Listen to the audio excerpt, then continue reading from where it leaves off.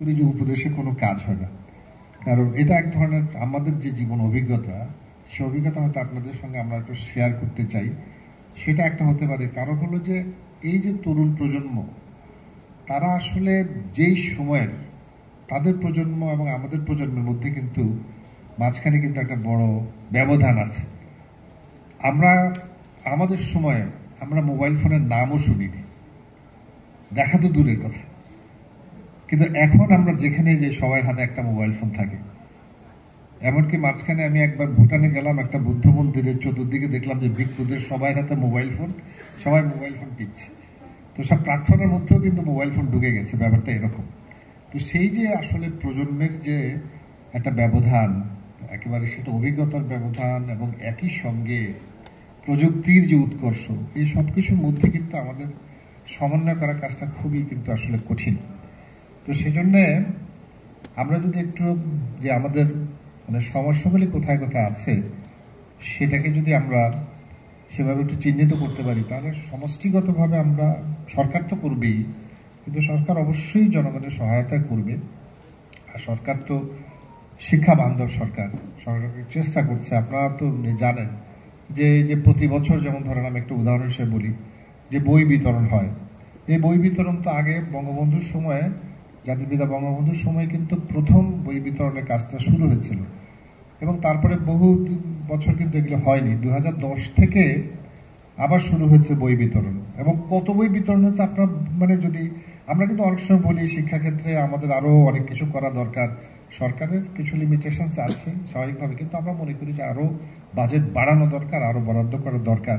তো কিন্তু একটা বাজেট যখন হয় তখন আসলে অনেকগুলো প্রায়োরিটিকে দেখে হয়তো করে, কিন্তু তারপর আমি যেটা বলছি যে আপনি চিন্তা করতে পারবেন, আমি একবার অস্ট্রেলিয়াতে একটা প্রোগ্রামে গেলাম, সেখানে এক ভদ্রমহিলা, তিনি জিম্বাবুয়ের সরকার 25 মিলিয়ন বই বিনামূল্যে বিতরণ করেছে, সেটা নিয়ে কথা বলছে। তো তখন আমি তাকে বললাম, আচ্ছা আপনি কি জানেন যে বাংলাদেশ সরকার কত বই বিতরণ করেছে? তখন আমরা মানে প্রথম বছর 19 কোটি বই বিতরণ করেছি, দ্বিতীয় বছর করলাম 23 কোটি, এইভাবে কিন্তু শুরু হয়েছে। তো এটা আমি যখন 3-4 বছরের কথা বললাম, আমি তো শিক্ষা মন্ত্রণালয়ের সচিব ছিলাম 10 থেকে 13 পর্যন্ত, তো 3 বছর মানে অর্থাৎ 3 বছরের কথা বললাম। তো এটা শুনে উনি বললো যে যদি বাংলাদেশের কেউ উপস্থিত থাকে, আমি মানে আর অন্য কোনো দেশের উদাহরণ আমি দেবো না, মানে অর্থাৎ আর কোথাও যদি আমি বই বিতরণের কথা বলি, বাংলাদেশের উদাহরণের বাইরে আমি কোনো উদাহরণ দেবো না। এখন কত বই বিতরণ হচ্ছে আপনারা জানেন কি? 34 কোটি, 462 কোটি উপরে বই বিতরণ করেছে গত 10 বছরে বাংলাদেশ সরকার। মানে 462 কোটি উপরে বই আপনার মাধ্যমিকে, তারপর যেমন মাদ্রাসায়, প্রাথমিকে, এফতেদায়ী যেটা আছে, সব কিছু এখানে বিতরণ করেছে, কারিগরিতে। এটা চিন্তা করতে পারেন, তার মানে হচ্ছে যে এই সরকার তো আসলে শিক্ষা বান্ধব সরকার।